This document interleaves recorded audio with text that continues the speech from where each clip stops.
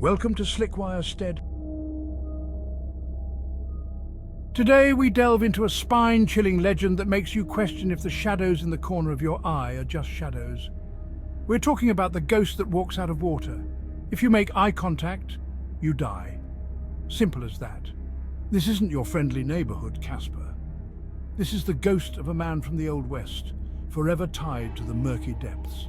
His lantern, a flickering ethereal glow, is the only feature you can see, a beacon of impending doom. Tonight, we're uncovering the stories of 7 unfortunate souls who crossed paths with this watery wraith.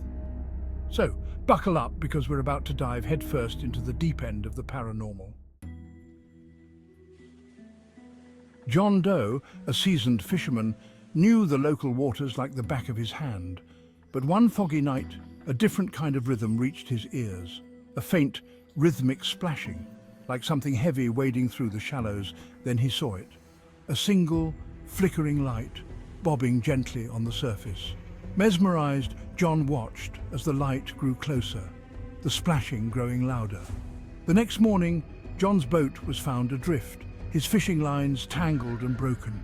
His body was discovered washed ashore, a look of stark terror etched on his face. The locals whispered of the water ghost, its curse once again claiming a victim. Mary Smith, a free spirit, decided to camp by the lake. As darkness fell, a strange quiet settled over the lake. Suddenly, a light flickered in the distance. A small, bobbing lantern, seemingly floating on the surface of the water. Intrigued, Mary sat up, peering out of her tent.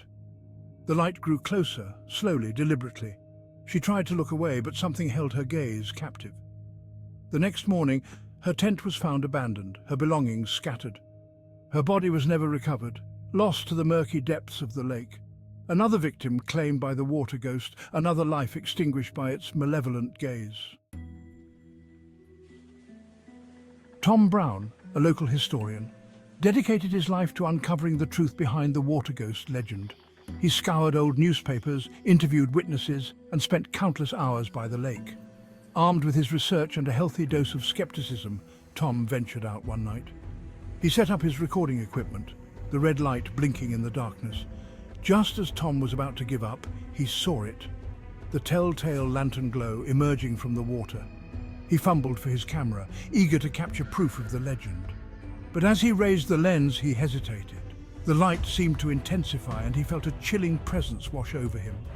Tom's body was found the next morning, slumped over his research notes.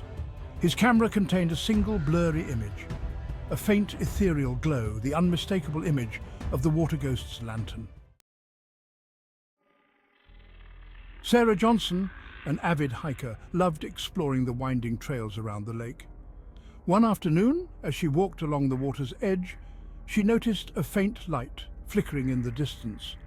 Curious, she continued walking, drawn towards the mysterious glow. As she drew closer, she realized it was a lantern, bobbing gently on the water's surface. The light grew brighter, and a figure began to emerge from the water, shrouded in shadow. Sarah screamed, a desperate cry that echoed through the silent woods. She was never seen alive again. Only her hiking boots, discovered near the water's edge, remained. Another victim claimed by the water ghost, another life swallowed by the darkness. James White, the night watchman at a lakeside resort, was a man of routine. But one night his routine was shattered. As he walked along the pier, he noticed a strange light flickering on the water. It was a single, isolated light bobbing gently on the surface. He stopped, his hand instinctively reaching for his flashlight. The next morning, James was found dead at his post, his flashlight still clutched in his hand. His face was contorted in terror, his eyes wide open, as if frozen in a moment of pure fear. Another victim claimed by the water ghost, another life extinguished in the darkness. Emily Davis, a talented photographer, was captivated by the ethereal beauty of the lake. One evening, as she set up her tripod near the water's edge, she noticed a faint light in the distance. Intrigued, she adjusted her lens, hoping to capture the mysterious glow. As she focused, she realized it was a lantern floating on the surface of the water. A figure began to emerge from the water, its form shrouded in shadow. Emily finally realized the danger, but it was too late. Her camera was found the next morning, its lens shattered. The last photo on the memory card was a chilling image of the water ghost, its lantern glowing brightly. Emily was never seen again, another victim claimed by the lake's spectral guardian. Robert Wilson, a self-proclaimed skeptic, scoffed at the legends of the water ghost. Determined to prove his point, he set out one night to debunk the myth. As he rounded a bend, he saw it, a faint light, flickering on the water. He chuckled, attributing it to swamp gas or some other natural phenomenon. But as he drew closer, he realized it wasn't any ordinary light, it was a lantern, bobbing gently on the surface. Robert's skepticism wavered, replaced by a growing sense of unease. The lantern illuminated the figure's face, a hollow, empty visage with glowing eyes. Robert finally understood the truth. The legends were real. His flashlight was found the next morning, its beam pointing towards the empty water, a silent testament to his final moments.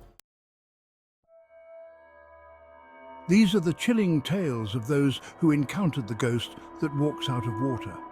7 victims, 7 lives extinguished by a spectral gaze. Are these stories merely folklore, or is there a darker truth lurking beneath the surface? Remember, if you ever find yourself by the water at night and you see a lantern glow in the distance, heed this warning, look away. Don't let curiosity get the better of you.